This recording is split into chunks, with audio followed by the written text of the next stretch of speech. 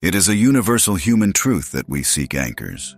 We spend our lives carefully constructing a gravitational field made of responsibilities, connections, loyalties, and commitments. We call this intricate web safety. We call it love. We call it meaning. We convince ourselves that these threads that bind us to the earth are the very things that make life bearable. But imagine, for a moment, a man who views these anchors not as safety, but as ballast.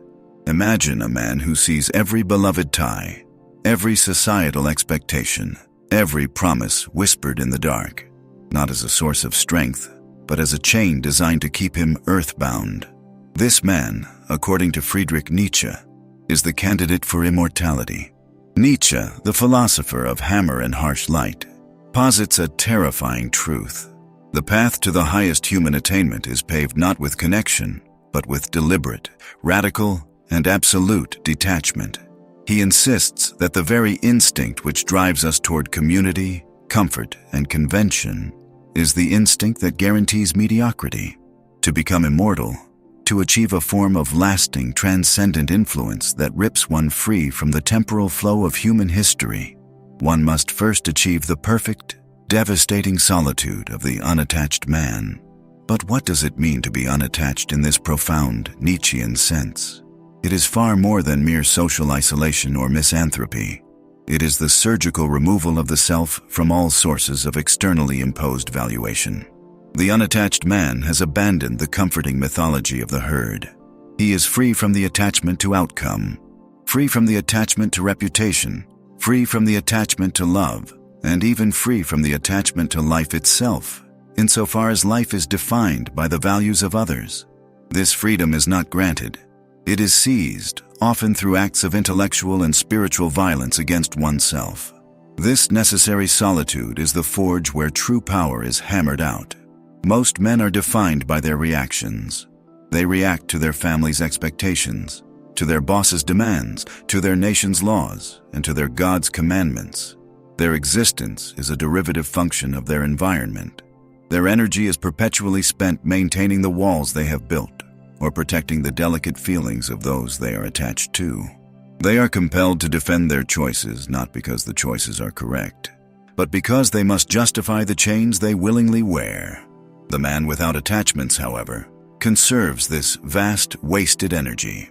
His motivation is purely internal, fueled by the will to power, a concept Nietzsche describes not as domination over others, but as the relentless drive for self-mastery and growth. Because he is anchored to nothing outside himself, he becomes a force of nature, a self-propelled missile of existence. There is no external authority he must appease, no social contract that can restrict his thought, and no emotional vulnerability that can be exploited by his enemies.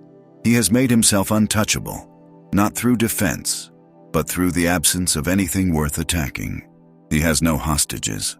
The foundation of true immortality, in this view, is the ability to create enduring, world-changing values. But how can a man create new values if his mind is cluttered with the old ones? How can he hear the voice of his own destiny if it is constantly drowned out by the cries and demands of his attachments? Nietzsche understood that innovation, whether philosophical, artistic, or existential, demands silence, distance, and a brutal objectivity regarding the current state of things. The man who is too worried about offending his friends, too concerned with maintaining his domestic tranquility, or too focused on the approval of his contemporaries, will never rise high enough to see beyond the horizon. He will remain a product of his time, and thus destined to fade with it. It is here, in the quiet, expansive chasm of this radical freedom, that the truly creative man begins his work. He is no longer obligated to the fleeting moment. He begins to think not for the next election cycle, not for the next generation, but for eternity. He develops what Nietzsche termed a pathos of distance, a perspective so vast and objective that he can judge human affairs from a position far removed from the petty concerns of the marketplace. This detachment is the prerequisite for vision. Before we delve deeper into the terrifying and glorious consequences of this choice, the choice to shed the mortal weight of human connection in favor of transcendent self-creation, Take a moment to consider where you are consuming this thought. In what city, beneath what sky, are you contemplating this radical solitude? Let us know the city. For the idea that a mind operating outside the constraints of conventional morality can communicate across all geographies is itself a testament to the power of lasting influence. The unattached man achieves a psychological state that is utterly foreign to the general populace. He has accepted the loneliness that comes from being historically unique. His attachment to the future, to his legacy, becomes his only loyalty, and this loyalty often demands the sacrifice of his present happiness. It is important to note that Nietzsche is not advocating for mere selfishness, but for a higher form of intellectual self-preservation. A selfishness aimed at the eternal betterment of humanity through the creation of new ideals. This type of self-care requires the brutal honesty to look at conventional morality, the shared systems of good and evil, and recognize them as convenient fictions designed by the weak to restrain the strong. The most insidious attachment is the attachment to pity. Pity, in Nietzsche's framework, is not a virtue, but a degenerative force. It binds the potential creator to the misery of the world, preventing him from soaring to the heights where the solutions, or at least the new perspectives, reside. When a man allows pity to dictate his actions, he sacrifices his own potential for the temporary comfort of another, thus diluting his power and distracting him from his essential task of becoming more. The unattached man must be capable of observing suffering with cold, strategic clarity, by recognizing that the highest aim is not to soothe every wound, but to rise above the need for wounds entirely. Consider the great figures of history who have left an indelible mark: the revolutionary, the groundbreaking scientist, the prophetic artist. How many of these figures found their strength in the cozy confines of societal approval? Almost none.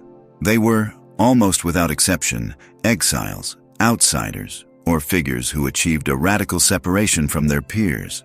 Their power was derived from the fact that they owed nothing to the existing order. They had nothing to lose by challenging the status quo, because they had already willingly surrendered their membership in the human club. This self-imposed exile grants an intellectual immunity.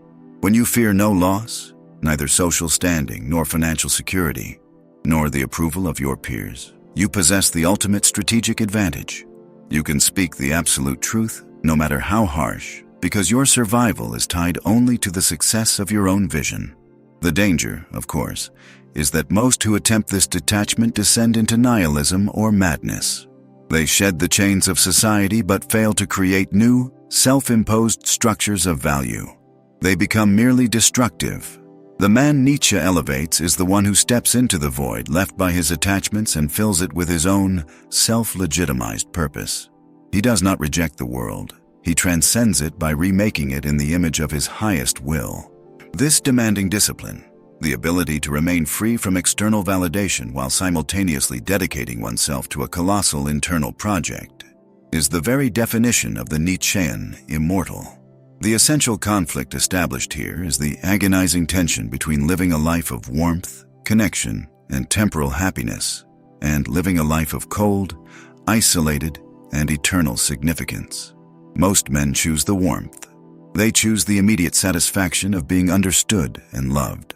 The man who pursues immortality chooses the cold, because he understands that warmth generates inertia, while cold forces motion. He chooses to be misunderstood, because he knows that if he is truly breaking new ground, he cannot possibly be understood by those still rooted in the old terrain. This profound commitment to self-definition over societal comfort is the first step toward achieving a legacy that outlasts flesh and time. It is the decision to stop being an echo of the past and to become the foundational voice of the future. The weight of human expectation is shed not out of malice, but out of necessity, freeing the spirit to pursue a destiny too vast to be contained by the limited aspirations of ordinary men.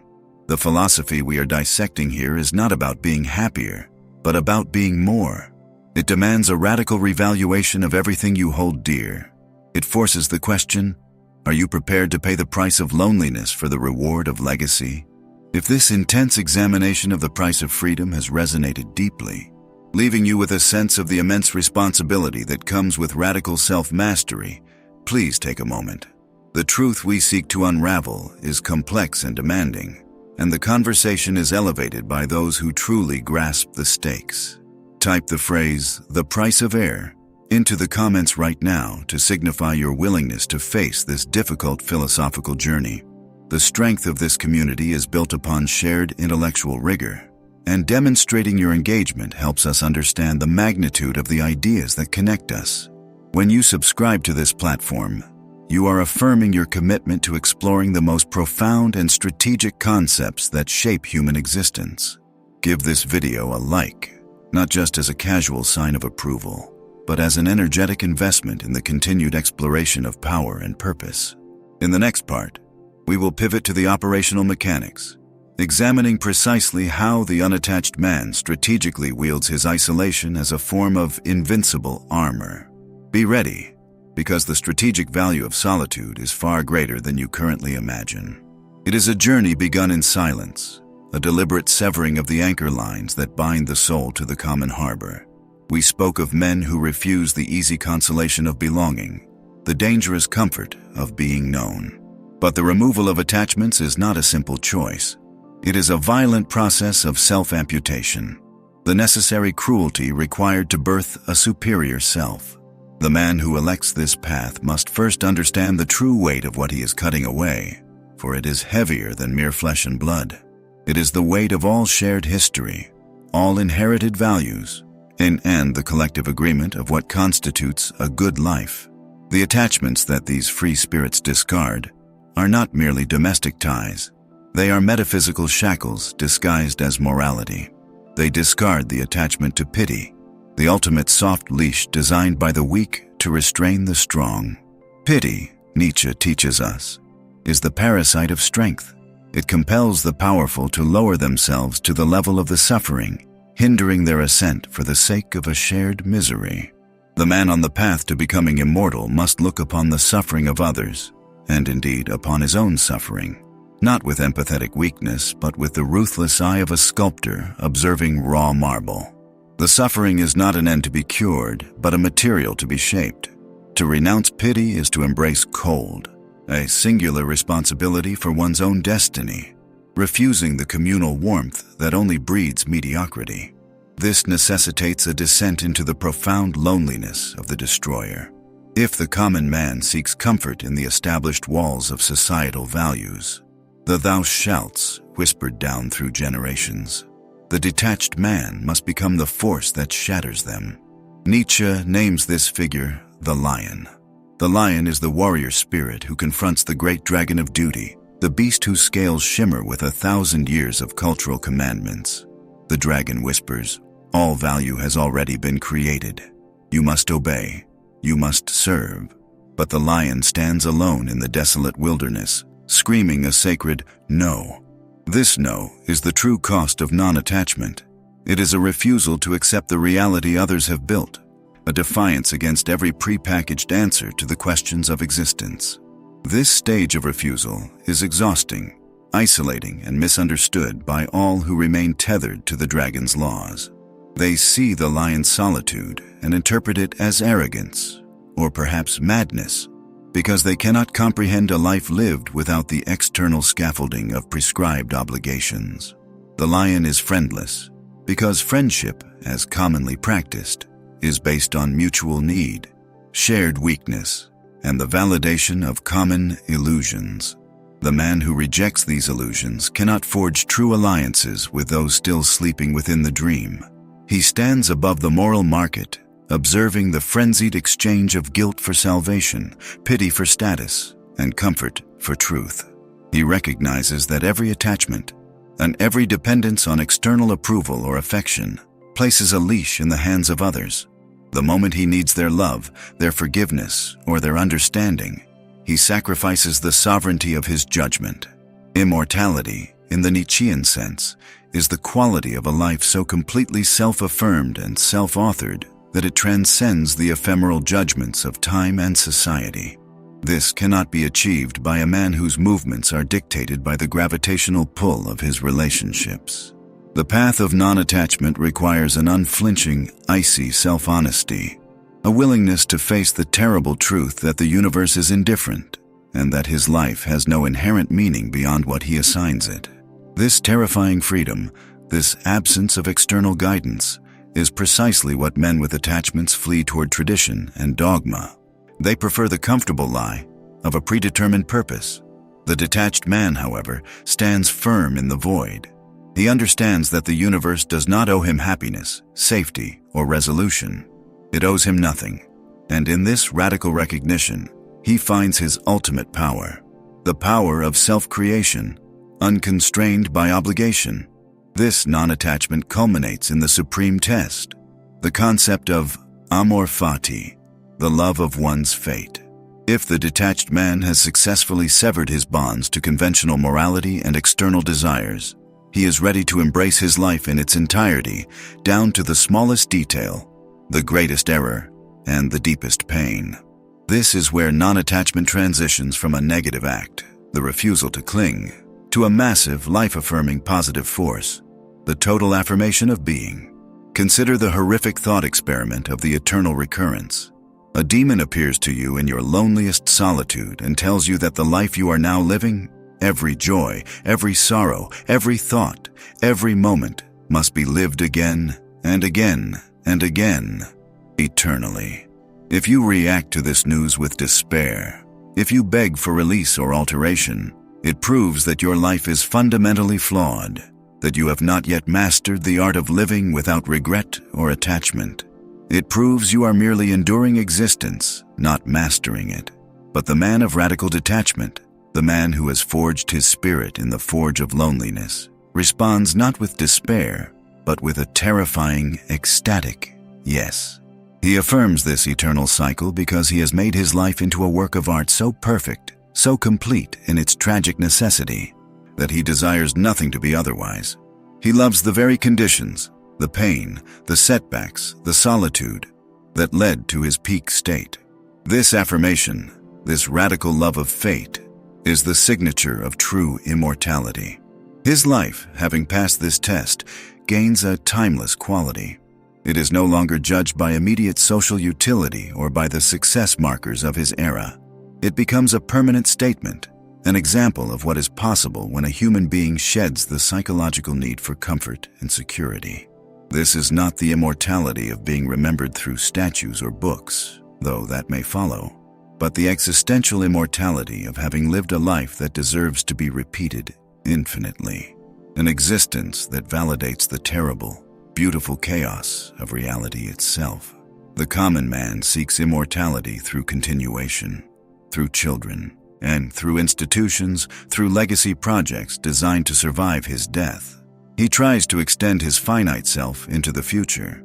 The detached man achieves immortality by perfecting his present moment, by making his life so intensely meaningful that it becomes an eternal now. Furthermore, non-attachment breeds clarity, a prerequisite for the kind of vision necessary for the highest achievements. When one is attached to a specific outcome, a promotion, a relationship, a public perception, that attachment blinds the mind to alternative paths and harsh realities. The emotional involvement clouds strategic judgment. The man with no attachments operates with the cold, clear precision of a diamond cutter. He sees situations as they are, stripped of sentimental value or emotional overlay. His decisions are governed not by fear of loss or hope of gain, but by the imperative of his own self-overcoming. He understands that every external bond introduces an element of contingency. His happiness, his purpose, his direction becomes dependent on the unpredictable behavior of others or the fickle forces of fortune. To become immortal is to become master of the self, and mastery demands the minimization of external variables. Thus, the detached man lives in a state of controlled vulnerability, where the only thing he truly risks losing is the vision he has for himself. Everything else, property, comfort, relationships, is secondary, useful tools perhaps, but never essential components of his identity. This leads to the final stage of detachment, the liberation from the attachment to outcome itself. The man works tirelessly, not because he needs the result for validation, but because the act of creation, the exercise of his will, is his purpose. His efforts are dedicated to the perfection of the process, the expenditure of his maximal capacity, not the applause that follows. He does not seek fame. He seeks only the internal certainty of having lived dangerously and fully according to his own measure. Fame, if it comes, is merely an echo of his internal affirmation, a pleasant consequence, but never the driving force. In this sense, the man who renounces attachments becomes, paradoxically, the most enduring. While those who cling to fleeting human connections and ephemeral cultural trends are swept away by the river of time, the unattached spirit, the lion who affirmed the eternal recurrence, has built his house not on the shifting sands of need, but on the bedrock of self-mastery. He has achieved a form of metaphysical weight that resists decay. He is not trying to live forever. He is living a life that demands to be perpetual. This profound indifference to traditional comfort and societal approval is the engine of his greatness, transforming his solitary existence into a beacon for all future free spirits, ensuring that his influence, his essence, achieves a lasting immortality precisely because he never sought it. He sought only himself, and in finding himself completely, he found timelessness. The deep irony remains. To save your life, you must first be willing to lose everything that society tells you defines it. You must become a dangerous absence, a necessary void, before you can truly become the creator of enduring value. The next phase of this exploration must inevitably address the creation itself, the ultimate transition from the destructive lion back into the productive and innocent child, the artist who plays in the ruins of morality. But for now, the chilling solitude of the free spirit remains the necessary landscape, the lonely field where the deepest truths are sown in the absolute absence of consolation. A thought drops into the middle of your life like a meteorite. It is the question that decides everything, not whether you will die, but whether you deserve to live again. Not a single time, but an infinite number of times. Every pleasure, every pain, every fleeting moment of despair and triumph, every whispered promise, every regretted connection, repeated eternally. This is the ultimate test that Friedrich Nietzsche proposes for the man who seeks immortality, the thought experiment of eternal recurrence.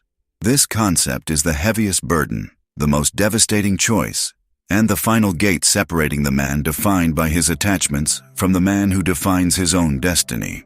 You are facing this ultimate test right now, in the very moment you hear these words. Right where you are, in the city where you listen to this final pronouncement. Tell me, where does the weight of this choice find you today? Where are you listening from? The man tethered by human attachments, by comfort, by expectations, by societal approval, and by the fear of solitude, cannot endure the thought of eternal recurrence. His life is a compromise, a negotiation with others, a path littered with compromises he made for peace, us for love, or for ease. To be told that this compromised life must be repeated infinitely is the ultimate condemnation.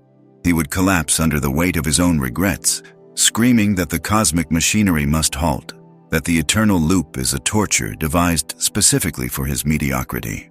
His response is despair, rejection, and a desperate plea for escape. This man is judged by his life and found wanting.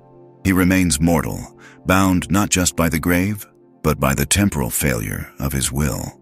But the man of detachment, the one who consciously severed the emotional and moral chains, approaches this question differently. He has walked the hard, lonely path of self-overcoming. He defined his own values, created his own laws, and learned to say yes to the necessities of his own nature. His detachment was not indifference. It was radical self-affirmation. He has nothing to regret because he has willed every moment. The suffering was necessary. The loneliness was fertile. The choices were his and his alone. When the demon presents the possibility of eternal repetition, the detached man does not flinch. He accepts it with a profound, joyous affirmation. He does not merely tolerate the idea, he embraces it with a ferocious love, crying out, "Yes, repeat it, do it again and again and again, forever. This affirmative cry, this Amor Fati, the love of one's fate, is the true earned immortality. It is the signature of the Übermensch, the overman. Immortality, in the Nietzschean sense, is not escaping death. It is achieving a quality of life so complete, so fully willed, that the prospect of its endless repetition is the highest bliss, not the deepest dread. This is the climax of detachment. To live a life so flawlessly aligned with self-mastery that it requires no revision, no escape, and no end. The profound irony is that in detaching himself from the fleeting, conditional affections of the world, the individual anchors himself to something immutable and timeless, his own perfect necessity. He becomes an event in time that transcends time itself. The man who needs no one, who relies on no external scaffold of belief or affection, is the only one truly free to create lasting value. Consider the nature of creation. Every great philosophical system, every revolutionary piece of art, every enduring scientific discovery, requires a level of singular focus and isolation that is impossible for the man trapped by relational needs. Attachment demands compromise. Creativity demands uncompromising singularity. The artist who worries about popular opinion, the thinker who seeks comfort in established dogma, the leader who fears losing support, all are shackled. They create mere echoes of the current age. The detached man, however, is a force of necessary change. He stands outside the herd, immune to its judgments and independent of its fleeting rewards. He is free to articulate truths that shatter existing paradigms, to lay down the tracks for futures that his contemporaries cannot even perceive. His work is his attachment. His creation is his bond. And this is why his life, though perhaps lonely and misunderstood in the temporal sense, achieves transcendence. His philosophy, his art, his values, these are his children, his eternal attachments. Unlike human relationships, which are subject to betrayal, decay, and the limits of individual mortality, these creations endure. They are the seeds of future thought, the intellectual and spiritual material that will shape the consciousness of generations yet unborn. The man who detached from the small relationships of the moment achieved a lasting large relationship with the entirety of human future. This is how he escapes the linear progression of history. He becomes a permanent point of reference, an engine of thought that continues to run long after his body turns to dust. The physical body dies, the immediate relationships vanish, but the force of his affirmed life persists in the minds of those who inherit his vision. This is not mere fame. Fame is superficial and prone to reversal. This is deep, structural influence. His immortality is achieved through the eternal recurrence of his will in the lives of those strong enough to take up his mantle. The price of this ascent is undeniable. It involves the great suffering of necessary loneliness, the pain of watching one's contemporaries dismiss, misunderstand, or condemn the path chosen. Detachment is often mistaken for cruelty, and self-reliance is often mistaken for arrogance. The man who stands alone must bear the brunt of the herd's resentment, its ressentiment, which seeks to drag him down to the level of comfortable servitude. But this suffering is precisely what refines the will. Every challenge faced in solitude strengthens the resolve to affirm the path. Every severed bond removes a potential point of compromise. The pain of separation is transmuted into the power of self-ownership. It is the final fire that burns away the dross of dependency, leaving behind the pure, hard metal of the sovereign self. When we speak of the man without attachments becoming immortal, we are speaking of the highest form of self-love and self-creation. The ultimate achievement is the ability to look back upon the entire tapestry of one's existence, the failures and the triumphs, the joys and the sorrows, and declare that every thread, every color, every imperfection was essential and desirable. This unconditional affirmation of one's own necessity is the antithesis of the fear of death. When you have willed your life to be exactly what it is, death loses its terror because the meaning of that life has already been secured for eternity. The truly detached man does not chase immortality. He embodies it through the quality of his existence. He is a work of art, sculpted entirely by his own hand, independent of external critics or patrons. He is a self-generating energy source, demanding nothing from others and therefore bound to no one. This absolute autonomy, this complete sovereignty over self, is the defining characteristic that allows him to pass the test of eternal recurrence and, in doing so, to stamp his essence permanently onto the fabric of reality. We have explored the nature of the chains, the process of the severing, and now the ultimate prize. You now possess the final equation of Nietzschean strength. You know the cost. Affirm that you accept the price and the prize. Write this phrase in the comments right now. I will my fate. Declare your choice. We are building a community of individuals dedicated to real philosophical power and self-overcoming. And you belong here. Join us immediately. Tap the subscribe button and hit the like button on this video. Show the algorithm that this knowledge is vital, that these insights must reach those who are ready to undertake the lonely ascent to self-mastery. The journey of becoming the higher self demands constant evolution. You are prepared for the next lesson. You must discover the hidden rules of influence that govern every interaction, the dark codes of social dynamics that the powerful use daily. Prepare yourself to understand how the invisible chains are forged and how they are broken. We delve next into the strategies of lasting dominance, a knowledge essential for the detached man to navigate the world of the attached. The ascent continues.